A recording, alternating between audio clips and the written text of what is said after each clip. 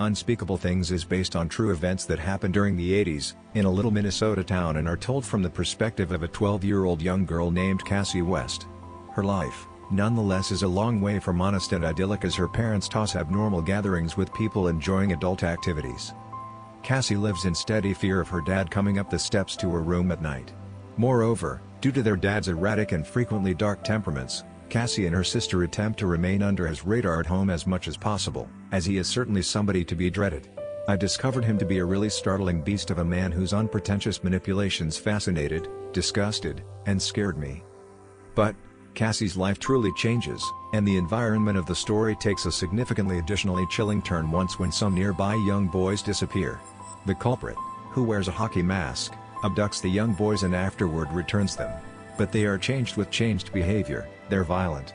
A few people guarantee they've been molested. The gossipy tidbits and blame dispensing start as neighbors denounce one another, and the town's dangerous secrets start to surface. So when Cassie's own sister starts to go through a dark change, she realizes she should sort out the dark secrets in her life and her town if she and her sister have to survive. So, the story winds up being one of self-safeguarding. What follows is a black as night, horrible, and horrendous depiction of a youngster whose adolescence is taken by the beasts in her life, the vile child hunter who's carrying out unspeakable wrongdoings in her town and the beast under her own rooftop. It's additionally worth referencing that the sheriff and a large number of the town's local people aren't much better. There were times that the story felt so extreme and anxiety-provoking, that I needed to stop and relax for a moment. The story has an always expanding darkening climate that expands the feeling of foreboding and menace as we move ahead through the story. This novel ended being totally different from what I anticipated.